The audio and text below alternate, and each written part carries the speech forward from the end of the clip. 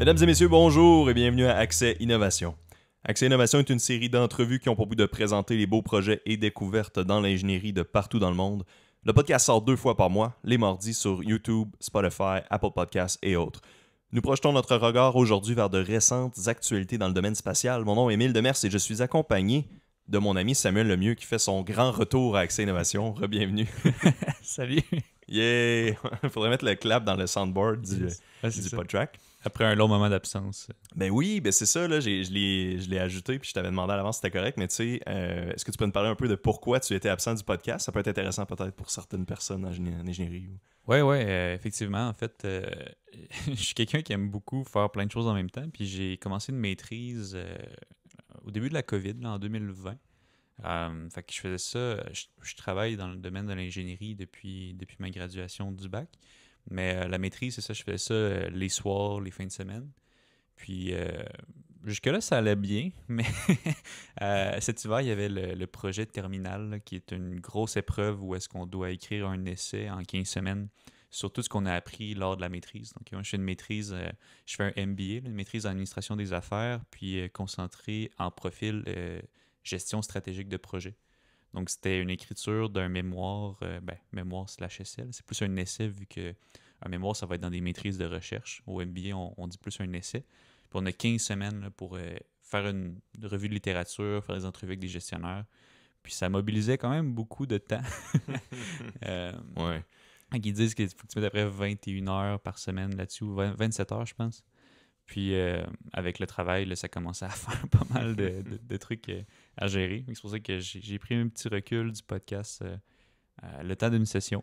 Mais c'est maintenant terminé. Nice. Ben, merci beaucoup de revenir. Puis tu sais, peut-être, tu sais, on en parle. Puis félicitations aussi d'avoir quasiment terminé. Puis on en parle souvent là, des projets. On essaie d'embarquer quand même plus dans le concret dans le podcast, mais le niveau chargé de projet et tout ce qui est comme plus un petit peu moins technique, on essaie de peu rester, je peux dire un peu rester loin de ça parfois. Mais est-ce que tu pourrais me dire concrètement, c'est quoi en gros que tu as appris dans ton MBA? C'est très large le MBA. Là. En fait, le MBA s'adresse aux professionnels qui n'ont pas nécessairement une formation en administration. Fait que ça peut être des ingénieurs, ça peut être des médecins, ça peut être des avocats. C'est des gens qui ont été formés dans leur domaine, mais qui aimeraient en connaître plus sur les champs de compétences plus propres aux gestionnaires, si je peux dire. Fait que tu vas avoir des cours de comptabilité, tu vas avoir des cours de finance, des cours de gestion de projet dans mon cas, vu que moi, c'était très porté sur la gestion de projet. Mais aussi, il y a des cours sur le comportement humain, la communication. Fait que ça, c'est vraiment bénéfique, je pense, pour n'importe quel professionnel, au final. Fait que je suis bien content d'avoir fait ça. Pour vrai, ça vient vraiment donner des compétences complémentaires aux compétences d'ingénierie. Puis en plus, au final, la gestion de projet, ça fait partie du champ de compétences un peu de l'ingénieur. Parce que pour des ouvrages qui vont être très compliqués ou avec beaucoup de technologie, ben, au final, si ton gestionnaire de projet est aussi quelqu'un de technique, il y a une grosse plus-value à ça. Vraiment, ouais, c'est la raison pourquoi des fois c'est poche parce que justement les gestionnaires ils ont pas beaucoup d'expérience technique, puis là tu te sens comme mal, puis tu te sens comme mal à l'aise des fois d'apporter des correctifs ou tu sais les échéanciers sont peut-être pas bien faits ou tu sais il y a tout le temps des fois ils comprennent peut-être pas les problèmes qui arrivent, tu sais dépendamment tu sais c'est qui là, il y en a tellement là. Fait que ouais. Ouais, non, je suis bien content, Okay. C'était le fun, mais là, c'est le temps peut-être de relaxer un peu, là. Ça fait depuis un bout là, que je suis à l'université, là, quand je compte le nombre de crédits que j'ai, il est peut-être le temps de prendre un pas de recul puis relaxer un petit peu. Tu sais, techniquement, mettons que tu dis là, que tu aurais fini quasiment ton parcours d'école depuis genre la maternelle au final, là. Ça fait tellement longtemps, là, genre c'est quoi le nombre d'années, excuse-moi? Je sais pas, mais tu sais, juste en crédit universitaire, le bac c'est 120, la maîtrise c'est 45 plus ses stages. Ça fait quand même oui, c'est long. Là. Bon, ben félicitations encore. Maintenant, on embarque dans le segment correction. Donc, le segment correction d'Accès Innovation est un moment dans lequel vous pouvez nous bâcher en toute sécurité, de manière anonyme ou non anonyme. Écrivez-nous sur notre page Facebook ou à notre courriel emile.demers.1@hotmail.com afin qu'on lise votre correction ou complément au prochain épisode. Cette semaine, on n'a pas vraiment une correction, soi-disant. On n'a jamais vraiment de correction, mais un jour, ça va venir. Cette semaine, ce qu'on a par contre, c'est un commentaire sur YouTube d'un de nos... j'ose pas dire un abonné, je sais pas s'il est abonné, mais un gars qui a écouté un de nos shorts. On essaie de faire des shorts, puis de répandre un peu le podcast, puis de mettre un peu des clips pour essayer d'augmenter un peu la visibilité du podcast. Et la personne nous a demandé, par rapport à l'épisode qu'on a fait sur les nouvelles, les actualités, il y en avait un moment sur la fusion nucléaire, et il a demandé comment la fusion nucléaire s'arrête? Donc, j'ai fait un petit peu de recherche et j'ai essayé de répondre à sa question. Ce que j'ai trouvé, c'est que pour arrêter, ou on peut dire plus contrôler la réaction en chaîne exponentielle, là, tu sais, quand on parle de... Ah, excuse, j'ai écrit fusion, c'est fission nucléaire. Ok, excuse. Comment on fait pour arrêter la fission nucléaire? Parce que, tu sais, on fait des réacteurs à fission nucléaire, c'est des réactions en chaîne, c'est difficile à arrêter. Donc, ce que j'ai trouvé, pour la contrôler, on utilise des barres de contrôle, que ça s'appelle. Donc, des genres de tiges qui sont présentes dans les cœurs des réacteurs. Puis ça, c'est fait des alliages très spécifiques qui ont la capacité de capter les neutrons. Donc, quand tu as ta réaction en chaîne, il y a plein de neutrons qui sont shootés partout, puis ça fait que ça peut devenir incontrôlable. Donc, en captant les neutrons avec les tiges, on peut arrêter la réaction en chaîne. Oui, c'est super pertinent. Puis c'est autant comment l'arrêter, mais la contrôler, parce que la réaction de fission nucléaire, elle consomme, mettons, un neutron, puis elle va en émettre deux. Ben là, si tu calcules ça rapidement, tu as un phénomène exponentiel. Ça veut dire que quand tu pars ta réaction, tu produis une quantité phénoménale d'énergie. Fait qu'un réacteur, le but, c'est que ce soit contrôlé pour faire, on avait déjà parlé ça dans l'épisode, mais faire spinner une génératrice.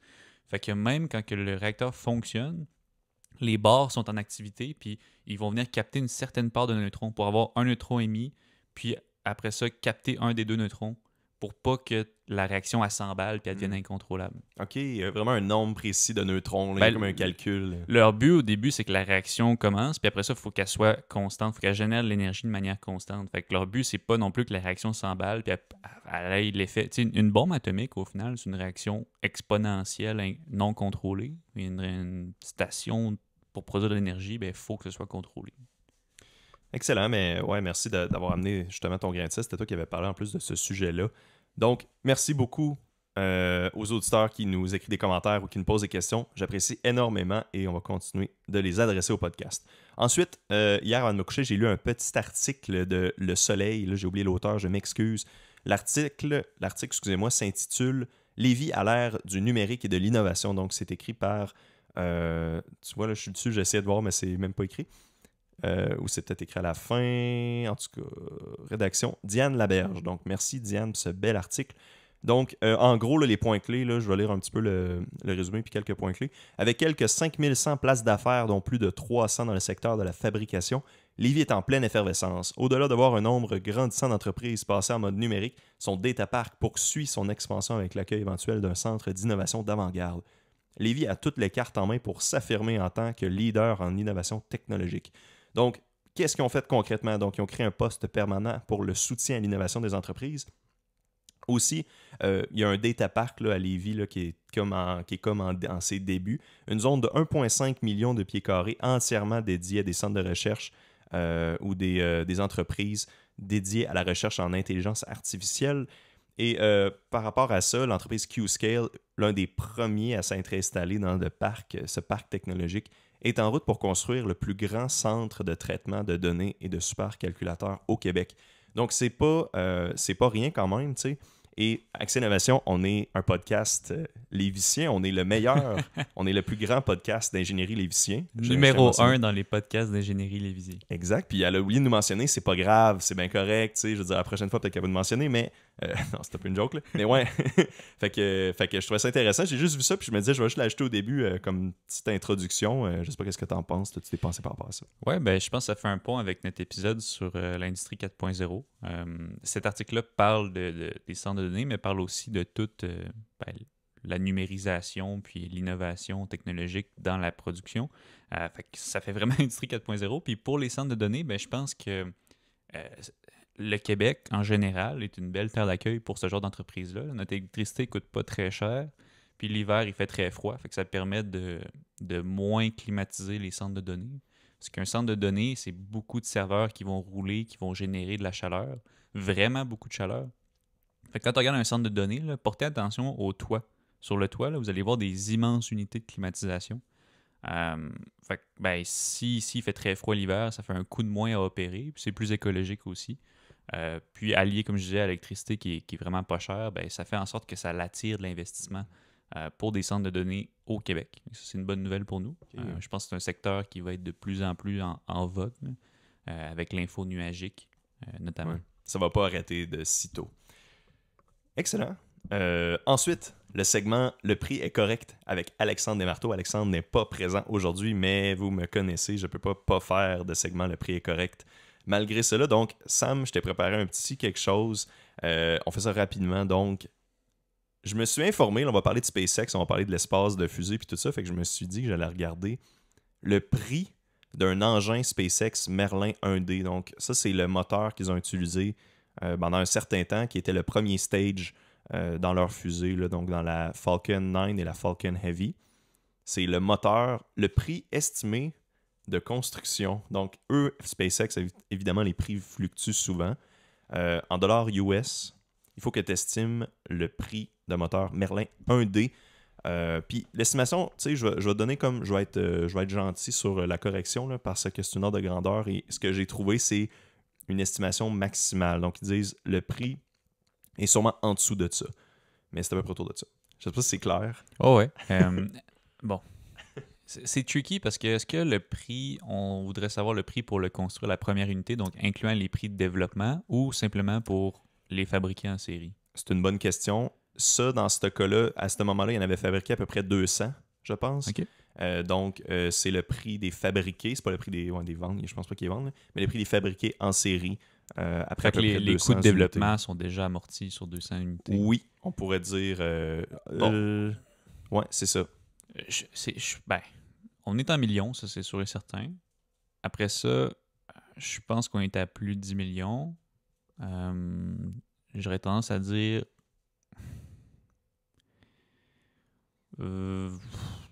25 millions.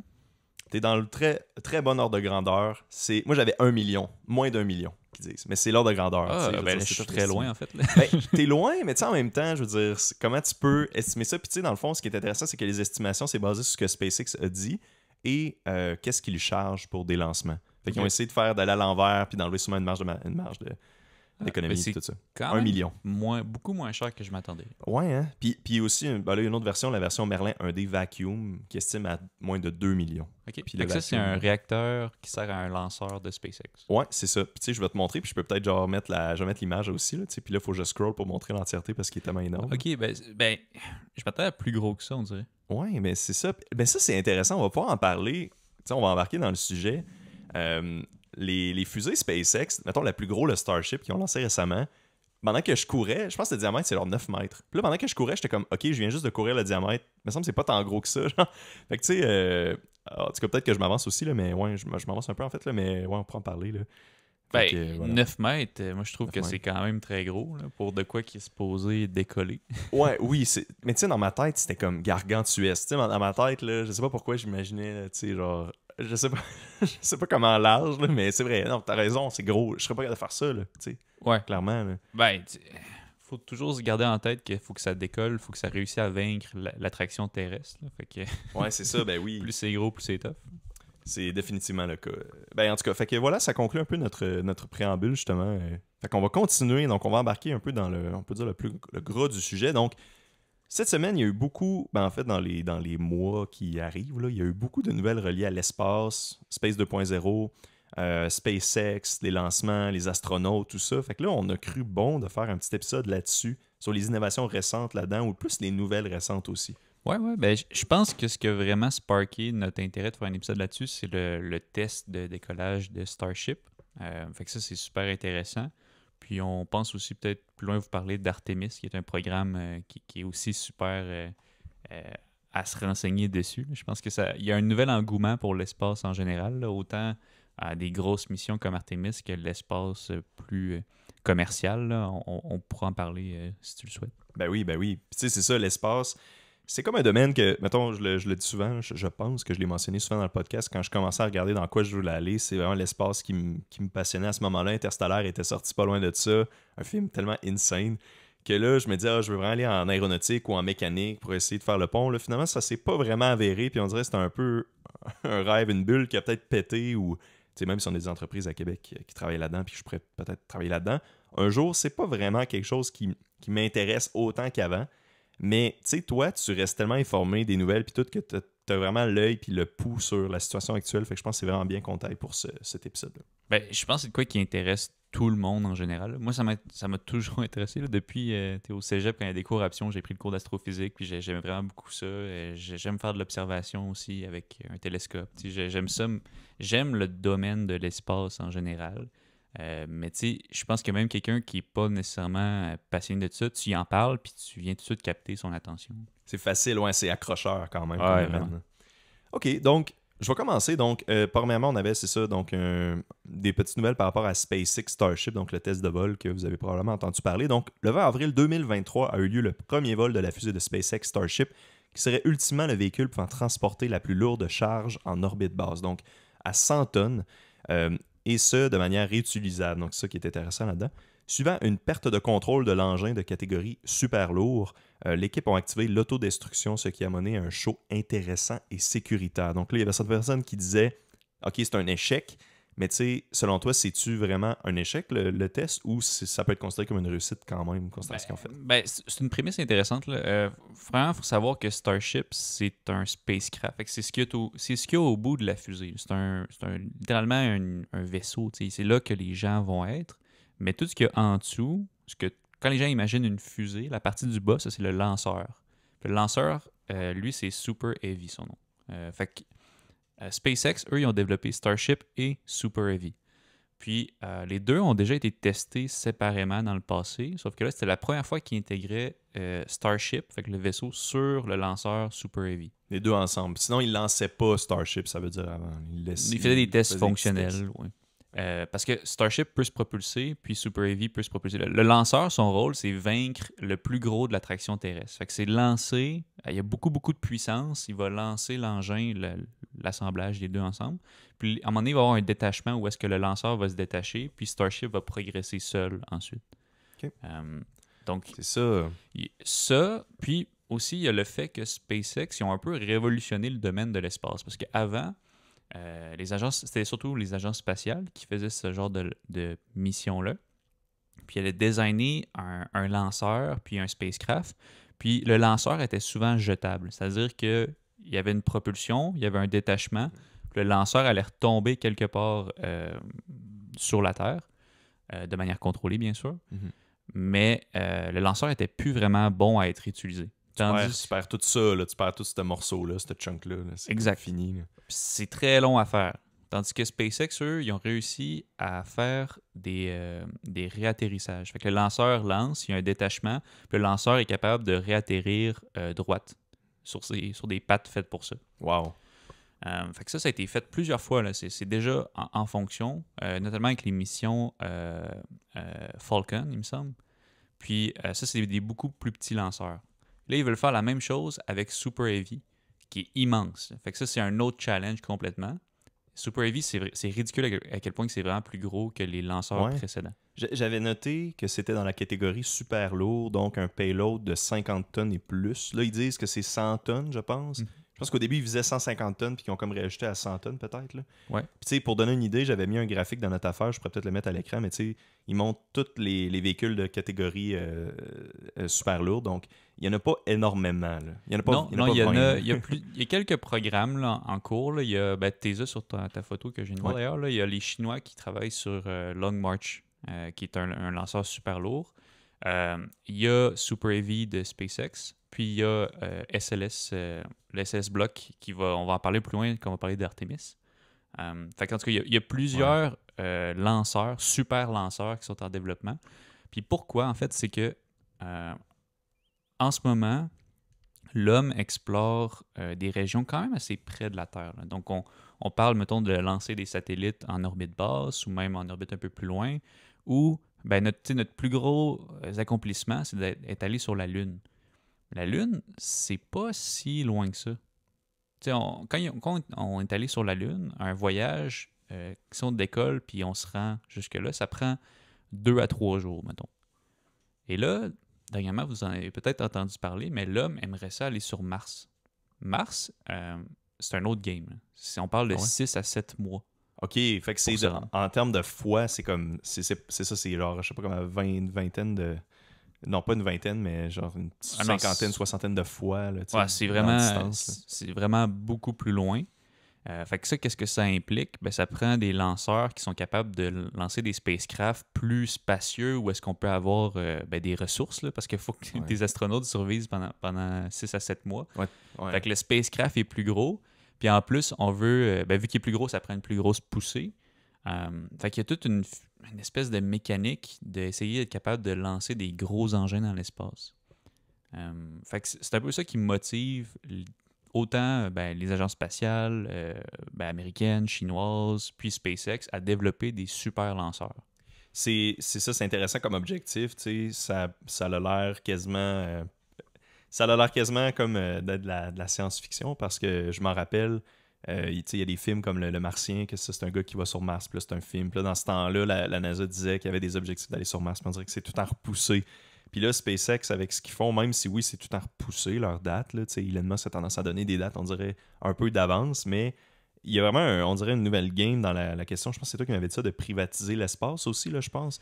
De dire, on rend ça comme un truc qui se vend ou qui se loue, là, faire des lancements. Ouais, ben tu sais, les SpaceX de ce monde, c'est-à-dire les compagnies privées qui ont commencé à faire des lanceurs, ils ont un peu changé la game. Parce que là, si t'es capable de faire réatterrir ton lanceur, ça veut dire que ça coûte vraiment moins cher à faire. Puis au point où est-ce qu'ils ont des coûts de lancement vraiment plus bas que les agences spatiales. Fait que premièrement, ils ont commencé à offrir ces services-là à des clients privés. Maintenant, il y a des compagnies privées qui sont capables d'envoyer des choses dans l'espace grâce à des compagnies de lanceurs qui ont des coûts vraiment plus bas.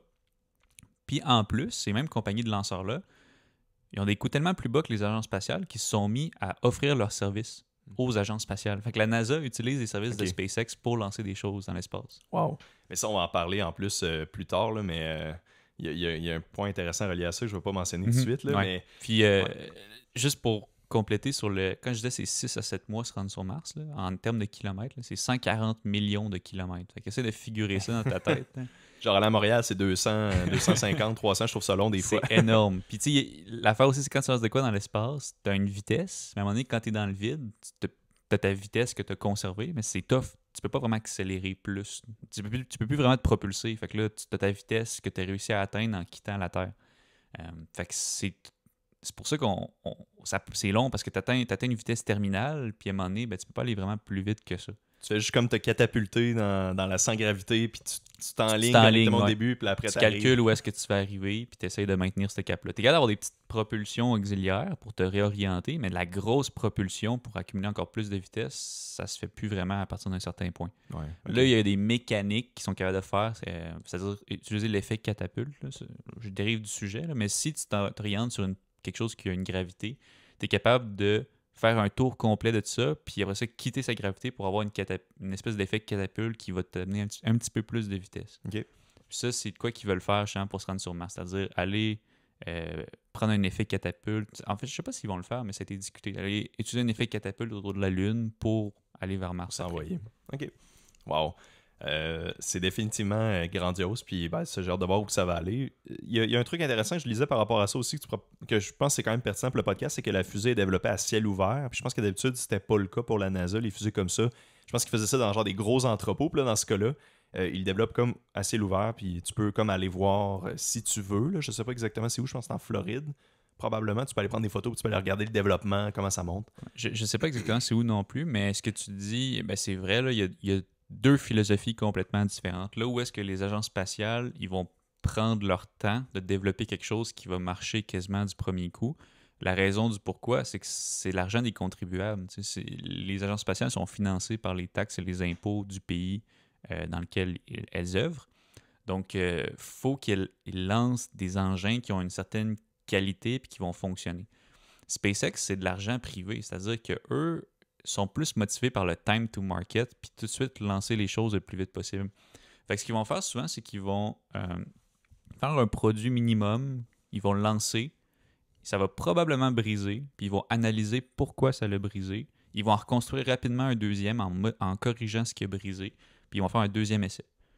Puis ainsi de suite. Ils vont itérer jusqu'à temps que ça fonctionne. Puis Starship, le test qu'on a entendu parler, c'est pour ça que les gens, c'est confus dans l'esprit des gens. Ils se sont dit, ça a brisé, ça a explosé. Ouais. Mais SpaceX était quasiment sûr que ça allait briser. Là. Pour eux, c'est pas du tout une surprise. Pour eux, là, ça, c'est un grand succès. Ils pensaient même pas que le pad de lancement allait résister. Fait que c'est ça. Ben, c'est quoi dans le fond? C'est qu'on lançait les deux fusées. Puis là, j'ai vu un graphique comme quoi, dans le fond, après ça, une fois que c'est dans les airs, on sépare les deux fusées. Il y en a une, le Starship, qui part en trajectoire. Puis le deuxième morceau qui fait le lancement, lui, est réatterri, dans le fond. Ouais, ben fais attention, c'est pas deux fusées. C'est une fusée, mais il y a un lanceur et un vaisseau. Le lanceur, OK. Un spacecraft. OK. Puis oui, c'est ça. Ce qu'ils voulaient seulement tester, c'est à quel point que Super Heavy est capable de décoller avec Starship dessus. Puis quand c'est ça, leur but, c'est. Ils pensaient même pas qu'ils allaient se rendre à la séparation, puis ils se sont pas rendus non plus. Là. Ils sont pas rendus à la séparation. Ce qui est arrivé lors du test, c'est que Super Heavy, il y a 33 moteurs, si je me trompe pas. 33 moteurs de type Raptor, là, c'est comme des tuyères.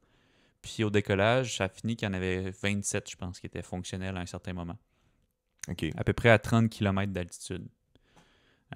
Pour ça. donner une idée de grandeur, là, je te dirais que les satellites vont être de 400 à 800 km d'altitude. Puis il y en a, ça c'est les satellites en orbite basse. Puis tu en as ceux qui sont plus des satellites de GPS. Eux sont genre à 30 quelques mille kilomètres. OK. Fait que 30 km, c'est assez bas. Ouais.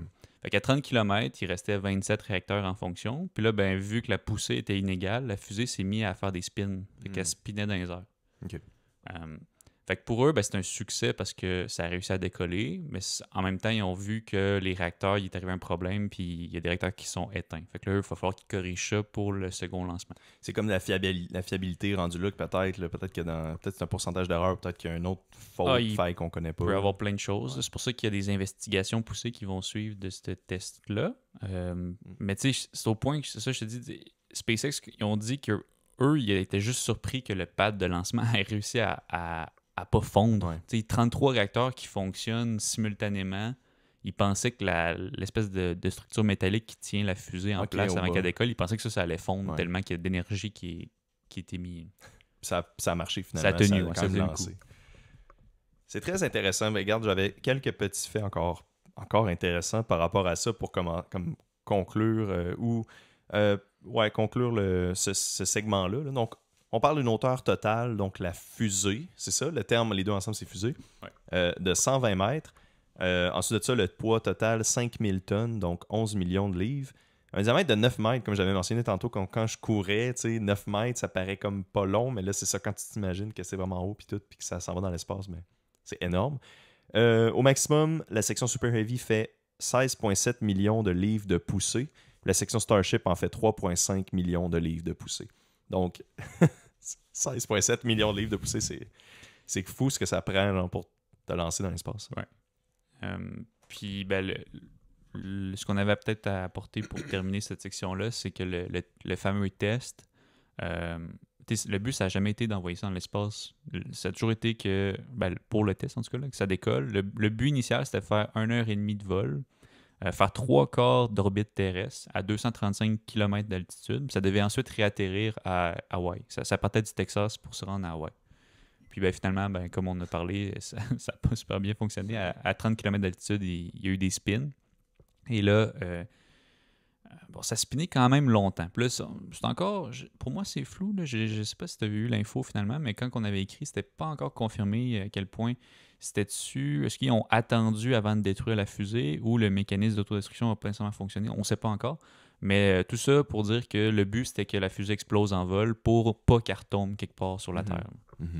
Fait que j'imagine qu'il est rendu là à cette hauteur-là, c'est pas si pire, c'est des petits débris qui reviennent, peut-être que les débris se désintègrent. Non, pas tant. C'est trop bas pour que les débris se désintègrent. Fait que c'est pour ça que normalement, il y a vraiment des mécanismes en place pour que les fusées se détruisent. Parce que tu veux pas que ça monte de plus en plus. Parce que si ça avait monté encore plus haut, là, c'est tough de prédire où est-ce que les débris vont tomber. Tandis que là, leur but, c'était de la détruire dès qu'ils voient que ça marche pas. Puis au Texas, ils étaient dans le désert. Là. Fait que ça retombait dans le désert quelque part. Il n'y a rien, OK. Ah, OK, je l'avais jamais vu comme ça. C'est intéressant, pareil. Fait que c'est ça, tu l'as détruit, c'est ça, à un endroit contrôlé. Là. On imagine souvent que c'est une ligne droite, là, mais tu sais, je pense que des fusées, quand ça décolle, ben, ça fait une genre de courbe. Non, là, c'est ça, c'est vrai. Il s'assure une orbite. Là. Okay. Excellent. Ben, t'avais-tu d'autres choses à ajouter par rapport à ce sujet-là avant qu'on passe au prochain?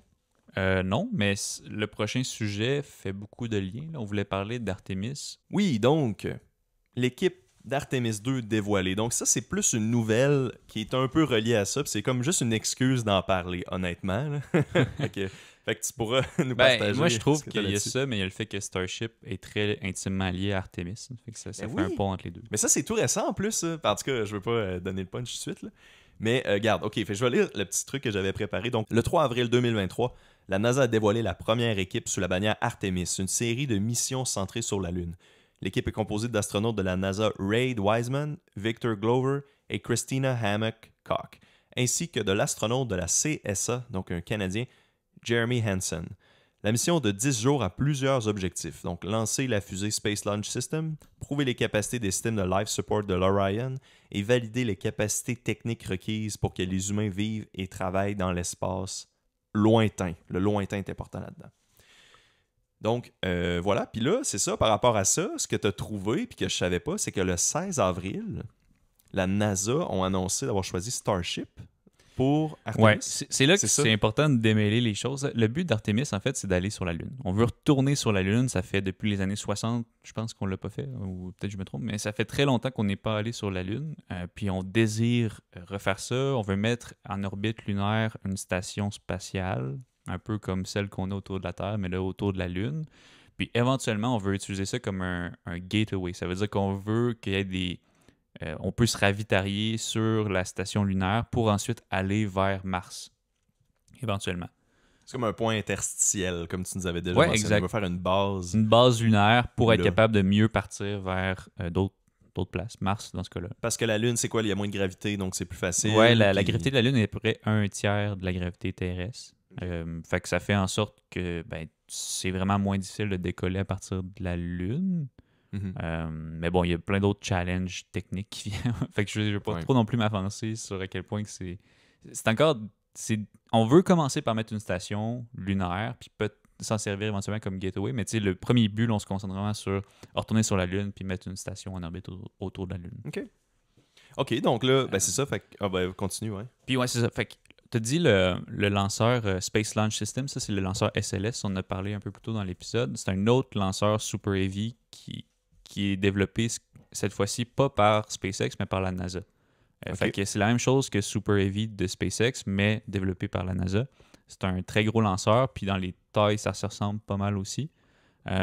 Puis en fait, dans le programme Artemis, la NASA avait développé une capsule qui est un peu l'équivalent du Starship, mais plus petit un peu, qui s'appelle Orion.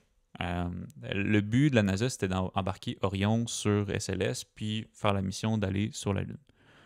Par contre, plus la mission s'est développée, plus les raisons exactes m'échappent, mais ils ont eu besoin d'avoir une capsule ou un spacecraft plus spacieux, plus différent d'Orion, si je peux dire. Fait que c'est pour ça qu'ils ont décidé d'aller en concours pour trouver un fabricant de ce spacecraft-là. Puis finalement, c'est Starship qui a gagné. Là, pour des raisons politiques, tu vas me dire, OK, fait qu'ils vont mettre Starship sur SLS puis ils vont aller vers la Lune. Eh bien non. Fait que, Ouais. Ce qu'ils vont faire, c'est qu'ils vont mettre Orion sur SLS. Ils vont décoller, ils vont envoyer Orion en orbite. Puis ils vont s'attacher, je crois, soit à la station spatiale ou ils vont directement s'attacher à Starship. Puis de Starship, ils vont passer de l'orbite terrestre à la Lune. OK, mais pourquoi des raisons politiques? C'est bien bizarre comme manœuvre. On dirait que c'est comme plus compliqué. C'est quasiment plus à faire ça. compliqué. Il y a peu de raisons techniques pourquoi ils voudraient faire ça. J'ai l'impression que c'est parce qu'ils ont tellement développé Orion. Ils ont investi là-dedans d'argent des taxes. Ouais, fait qu'ils veulent utiliser Orion pour passer du sol en orbite. Puis après ça, ils vont prendre Starship pour aller se rendre jusqu'à la Lune. C'est plate de voir qu'il y a des raisons comme semblent un peu niaiseuses pour faire ça, cette complexité-là, mais en même temps, c'est ça que ça prend, tu sais, je veux dire. Ouais, C'est eux qui savent, là, c'est eux qui sont en charge de ça. Là. Oh ouais, c'est bien correct, mais c'est ça. Fait que c'est pour ça que c'est un peu. Ça devient mêlant à un moment donné de savoir, voyons, il y a donc bien des noms Ben oui. d'équipements. Moi-même, quand je l'écrivais, je suis content que tu m'as expliqué un peu parce que moi-même, je savais pas vraiment c'était quoi qui était quoi, l'Orion. Je savais pas si c'était l'équivalent ou comme l'équivalent de Starship un peu plus petit. Puis c'est vraiment genre. Quand on a des images de quand on est allé sur la Lune, on imagine le petit spacecraft lunaire là, avec les pattes, là, celui qu'on a vu sur les photos Ouais. qui datent. Là. Starship, c'est immensément plus grand que ça. Là. C'est tellement plus gros que quand Starship va atterrir sur la Lune, ça va prendre un petit ascenseur pour que les astronautes descendent jusqu'en bas de Starship.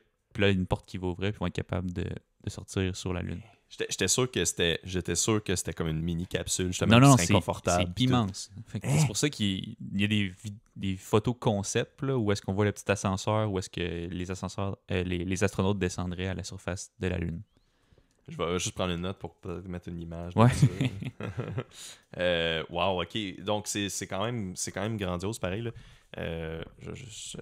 Ok. Fait que dans le fond, j'essaie juste de voir. Fait que là, mettons qu'on revient par rapport aux capacités puis aux objectifs. Il y a une affaire que je n'étais pas sûr, puis je voulais comme te demander. Les capacités de survivre dans l'espace ou l'espace lointain ne sont-elles pas déjà prouvées? C'est quoi qu'on vient rajouter à ça finalement? Est-ce que c'est parce que c'est vraiment plus long dans l'espace ou, tu sais, dans le fond, je sais qu'ils font des missions dans la station internationale, là, mais c'est très proche de la Terre, là, c'est sûr comparé à l'espace lointain. Donc, c'est quoi un peu qu'on vient chercher à savoir, tu sais-tu? Là? D'aller sur la Lune? Ben, mettons, les capacités qu'ils essaient de prouver avec justement la mission Artemis. C'est une des missions, il disait, j'avais lu, là, prouver les capacités de système de life support de l'Orion et valider les capacités techniques requises pour que les humains vivent et travaillent dans l'espace lointain. Tu sais, c'est comme tellement spécifique, genre, je savais même pas qu'il y avait ce requis-là, honnêtement. Là. Ouais, ben je pense que l'intérêt d'aller sur la Lune, bon, on est allé brièvement, puis après ça, on n'est plus jamais retourné. Fait que je pense que c'est de prouver qu'on est capable d'y retourner premièrement. Après ça, faire des analyses avec peut-être des outils ou des instruments qu'on n'avait pas à l'époque. Fait que peut-être qu'il y a des choses encore à découvrir sur la Lune, mais je pense que c'est principalement pour s'établir un petit peu plus loin que la Terre, être capable de mettre en orbite des choses, mettre des équipements. Puis l'intérêt après ça, c'est comme je disais un peu plus tôt, d'aller voir d'autres choses. C'est peut-être Au-delà. Mars, puis peut-être au-delà. Mais c'est Ouais. ça. Le but d'Artemis, premièrement, c'est vraiment de reprendre contrôle de nos capacités à explorer l'espace. OK. Fait que c'est comme le prologue, là, on pourrait dire. Là. C'est comme Ouais, l'intro. c'est là. comme si on a commencé de quoi, on l'a mis de côté pendant 50 ans. Ouais. Là, on se dit, bon, il faudrait peut-être continuer dans ce projet-là. Ouais, c'est Ok, ça. ouais, c'est un peu ça. On veut redécouvrir l'espace, même si on est déjà allé, ben, je pense que les gens ont le sentiment qu'on ça a été vraiment mis de côté niveau budgétaire. Tu sais. On dirait qu'on est allé puis on fait OK, c'est beau, c'est réussi. C'est fini. On a réussi, bye. Ouais. C'est fou quand même qu'il a réussi à y aller il y a autant de temps. Là, quand tu y penses, quand tu regardes justement la navette que tu parlais qui est atterrie sur la Lune, là, genre de petit frame, là, je sais pas c'est fait en quoi, là, qui est vraiment hautement technologique parce que clairement ça a réussi à faire ce que ça devait faire. Là. Ouais, puis c'était tout de l'inconnu aussi à l'époque. Là. Quand c'est la première fois, je pense que tu as des hypothèses, mais il y a tellement de choses que c'est pas, on sait pas comment ça va réagir. Là, au moins, on a de l'expérience passée, on a des données passées. Là. Fait que- Ouais. Puis en plus, la technologie a évolué. Mhm. Ah, c'est vraiment hot. Donc, là, puis là, il y a quand même une grosse implication du Canada, de ce que j'ai vu. Là. C'est peut-être juste un move de PR là, d'avoir un Canadien là-dedans, mais tu sais, je voyais beaucoup d'articles, de tweets de gens du gouvernement du Canada par rapport à ça, que c'était important. Le fait, justement, qu'ils ont un Canadien dans l'équipe, de ce que je comprends, ça va comme aider un peu à me donner des connaissances sur l'espace. Je sais pas, tu pourrais-tu un peu nous en parler, tu sais, qu'est-ce que ça fait? Là? C'est pas. Ben, le Canada est impliqué pour la station lunaire. Là. On avait parlé lors de notre épisode sur le bras canadien. Fait qu'il y a le bras canadien 3 qui va être embarqué sur la station lunaire. Donc, le Canada est déjà très impliqué dans cette mission-là, si on peut dire. Puis je pense que ben, le Canada et les États-Unis ont toujours été très proches. Fait que ça fait du sens qu'il y ait une association entre les deux. Bon, je ne sais pas s'il y a d'autres raisons, mais je trouve que c'est très bien là, d'avoir un Canadien qui va aller sur la Lune. Ben oui. Non, mais c'est bien, tu sais, mais moi tout, je suis content, je suis quand même fier de ça, tu sais. Mais c'est juste que quand je voyais ça passer, j'étais comme... Il y en a juste un, ça feel comme juste un token, là. Le token gars canadien, là, qui comme, OK, là, le Canada est piqué, mais c'est malade non, pour lui. Je pense que c'est pas nécessairement ça. Là. C'est plus... ben, tu sais, il y a une coopération entre les deux agences, puis on veut avoir l'expertise canadienne aussi. Tu sais, on n'est pas mauvais, là, nous autres, avec tout ce qui est... Ben, le bras canadien est une preuve de ce qu'on peut faire, mais je pense qu'on a des bons scientifiques au Canada, puis ben, Jeremy Hansen, tu l'avais écrit un peu dans nos notes, là, il y a eu un processus très rigoureux pour choisir qui est...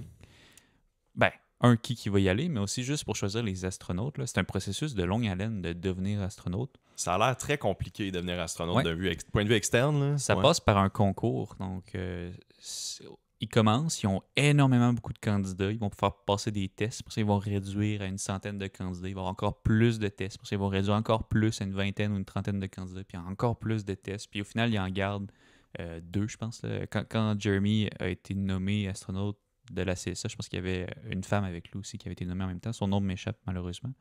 Mais c'est ça. Je pense qu'ils en ont sélectionné 2, puis il y en avait des milliers de candidats au début. Wow. Ouais, c'est quand même incroyable. T'sais, nous-mêmes, dans nos vies, on a déjà croisé des gens qui ont certainement un peu le potentiel de se rendre là. T'sais. Mais là, c'est ça concrètement. C'est ce gars-là. Son CV. Son là. CV est bien garni. Là. On parle d'un colonel des forces armées, ancien pilote de jet, maîtrise en sciences de l'espace. Fait que c'est quelqu'un qui est super qualifié. Puis je pense aussi, c'est pas juste son CV, c'est aussi le fait qu'il doit avoir des nerfs d'acier, un sang-froid. Fait que je pense que ça prend des compétences autant techniques que humaines pour faire ça. Ouais. On parle d'un rôle où est-ce que tu vas être dans l'espace, dans un contexte qui a tellement peu de personnes qui ont vécu. Si quelque chose va mal, tu peux pas paniquer parce que personne va pouvoir te dire quoi faire. C'est toi qu'il faut qu'il invente qu'est-ce que tu vas faire là, tu sais. Ouais, ça a demandé ça, beaucoup de débrouillardise, de sang-froid, comme tu dis, garder son cool. C'est pour ça que c'est intéressant, tu sais. Je sais plus c'était quel. Ah oui, l'épisode sur l'impression 3D qu'on mentionnait qu'ils veulent développer des impressions 3D en zéro gravité pour faire des matériaux biologiques, organiques, ouais, c'est vrai, pour se soigner en temps réel, justement quand t'es pogné là, vraiment loin et t'as pas vraiment de ressources, pouvoir faire des greffes ou pouvoir faire des médicaments en tout cas. Fait que c'est très, très intéressant. Puis il y a un truc intéressant que j'avais vu, là, c'est le premier astronaute canadien à enseigner une classe d'astronautes de la NASA. C'est fucké quand même qu'il n'y en avait pas avant, mais c'est le premier. Je sais pas quoi. Fait que, puis je sais pas comment ça marche des classes d'astronautes de la NASA. Là. Comme tu dis, il y en a quand même beaucoup de candidats, mais en même temps, il doit pas avoir énormément de cours. Là. Ça doit pas être un cursus de cours comme génie mécanique à Laval. Là, ben, je pense qu'ils ont énormément de formations de cours, mais oui, c'est pas un cours qui doit être accessible bien. Ouais, c'est ça. Puis, c'est ça. Il y avait aussi, j'avais ajouté peut-être un petit point, peut-être qu'on peut en discuter un petit peu, là, sur les différences entre SpaceX et la NASA. T'sais, on en a parlé tantôt. Clairement, SpaceX, une entreprise privée qui vient vraiment là, privatiser l'espace, tandis que la NASA, c'est payé par les contribuables. Donc, c'est un peu plus lent, c'est plus discret, ça prend son temps, il y a de la politique derrière. Ben, c'est 2 philosophies de développement vraiment différentes, du financement qui est très différent. Puis SpaceX, c'est pas tout seul. Là. Il y a d'autres compagnies qui font ça, comme Blue Origin, c'en est une, qui essaye de commercialiser un petit peu l'espace. Il y a des compagnies de défense aussi, Lockheed qui le fait un peu, mais là, eux, ils étaient beaucoup impliqués dans le côté gouvernemental, tandis qu'un SpaceX ou un Blue Origin, c'est 100% privé qui arrive un peu de nulle part. Fait que c'est ça. Il y en a quelques-unes, des entreprises. C'est un nouveau domaine carrément. Mais en gros, c'est pas SpaceX versus la NASA. Moi, c'est plus que, je pense que la grosse différence, c'est les compagnies privées versus les agences spatiales. C'est ça le gros. Tu le vois comme ça plus. C'est le gros le clash. Shift qu'on voit dernièrement. OK. Ben c'est ça, avec la conversation qu'on vient d'avoir, on le voit quand même clairement, là, le shift en philosophie qui se passe. Puis on dirait que ça a pris quasiment comme un SpaceX pour que ça déclique, là, on dirait. Ouais, je pense qu'il y a toujours un pionnier qui lance de quoi de même. Puis après ça, les autres emboîtent le pas. On sait pas ça va être quoi le landscape du domaine de l'espace dans quelques années, mais pour le moment, oui, c'est ça. SpaceX est comme rentré dedans puis a dominé au début, comme n'importe quel pionnier qui commence dans un domaine. On s'en reparlera dans quelques années. Là. Peut-être qu'il va y avoir des centaines de compagnies qui vont faire la même chose, on sait pas. Et Accès Innovation sera là pour en parler. Dans l'épisode 580. Ouais, l'épisode 580. On va se prendre une note de ça. Excellent. T'avais-tu d'autres choses que tu aimerais mentionner par rapport à ça? Non, je pense que l'espace, c'est un domaine qui est tellement vaste. Le but aujourd'hui, c'était pas nécessairement de faire de A à Z le domaine spatial. Je pense que c'était plus de parler des innovations qui sont apportées par Artemis puis par Starship. Fait que je pense qu'on a fait un beau tour d'horizon. Si jamais les gens, ça les intéresse, je les invite à laisser un commentaire ou nous écrire. Puis moi, ça va me faire plaisir de vous répondre personnellement. Nice. Fait que vous avez comme un lien direct à Sam. Voilà, donc, merci beaucoup, Sam. Ça conclut l'émission pour aujourd'hui. Merci encore pour ta présence, comme d'habitude. Ça fait plaisir. Merci aux auditeurs surtout d'avoir écouté Accès Innovation. Pour plus d'informations, consultez nos pages Facebook et LinkedIn. À la prochaine. Au revoir.